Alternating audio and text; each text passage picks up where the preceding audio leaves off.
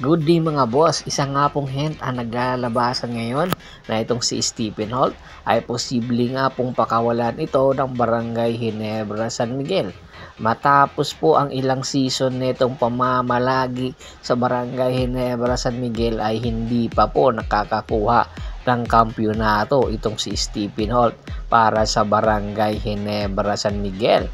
Kung matatandaan nyo, nakuha nga po itong si Stephen Holt via trade sa Terra Firma Jeep, kapalit itong si Stanley Pringle at Christian Standhardinger, kasama na rin si Isaac Go. Dahil nga isa ito sa magandang ipinapakita na player ng Terra Firma Jeep. Pero pagdating nito sa Barangay Ginebra San Miguel ay nagbago ang kanyang performance dahil nga imbis na siya ang nagiging number 1 option, isa po itong role player na pang depensa ni Team Con sa mga kalaban. Kaya nawawala po yung scoring machine nitong si Stephen Holt. Matatandaan po, hindi na nga po itong bumabata si Stephen Holt. At ilang taon na lang po ang ilalagay nito sa PBA. Tiyak lilisanin din nito ang PBA. Kaya na nga po, ngayon pa lang pinaghahandaan na at pinag-uusapan na nga po ngayon ito ng Barangay Ginebra. Kung sakali nga pong pakawalan nila ito, sino naman po ang mga posible nilang kunin.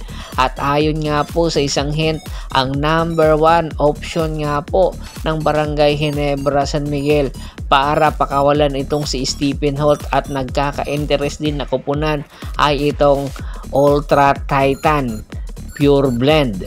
Ang Pure Blend nga po ang isa sa mga kupunan ngayon ang nagkaka-interest dito kay Stephen Holt para po palalimin din ang lineup ng Pure Blend Titan na kung saan dati pong Northport Batangpier.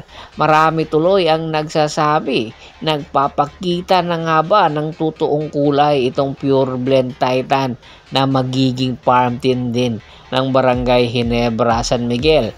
Nakikita naman po natin na ang Barangay Ginebra San Miguel ngayon ay nag-i-struggle sa kanilang Philippine Cup.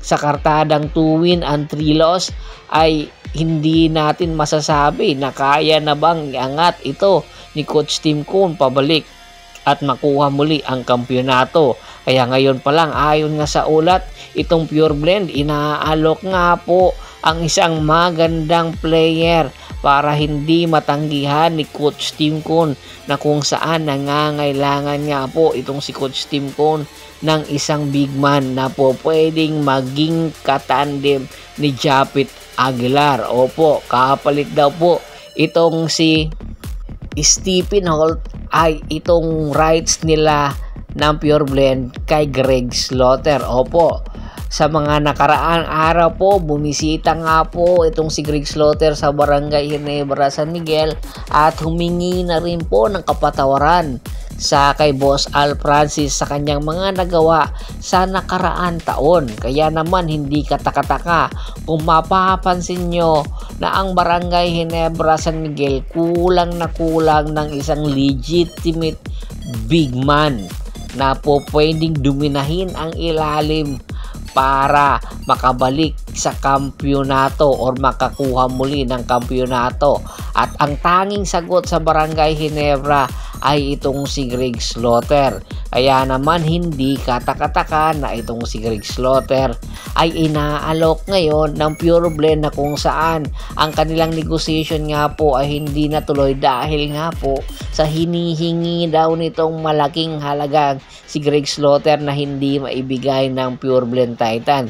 Kaya sa halip gagawing trade asset para makuha itong si Jeremiah Gray at ipakawalan na nga po itong si Greg Slaughter dahil hindi na nga po rin ito bumabata kung ikukumpara mo sa mga baguhang mga big man ngayon sa PBA. Kaya naman inaasahan kung sakali nga pong mabingit sa dulo na po ng standing itong Barangay Ginebra San Miguel, tiyak aaksyon na itong si Tim Cone. Kaya kung sakali nga pong matuloy itong si Greg Slaughter, malaking maitutulong nito sa Barangay Ginebra at muling pagbabalik ng kanilang tandem ni Japet Aguilar. Kaya hopefully, kung sakali nga po ang desisyon na ito or ang hint na ito ay matuloy, it's a win-win situation sa bawat kupunan. Tingin nyo, komento na sa baba ng video at pag-usapan natin yan. Once again, this is Percival Monteron at your service.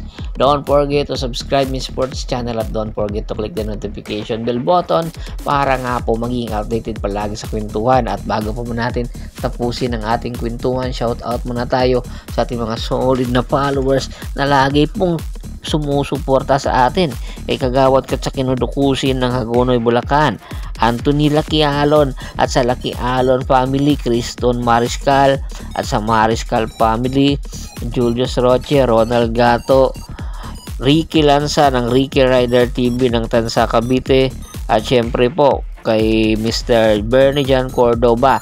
Marami pong salamat sa walang sawa niyong pagsuporta. Pakibisita na rin po ng Facebook fanpage ko na Press PH3, Paul Goso, Bostor, at para po sa mga karagdagan po ninyong mga sports happenings.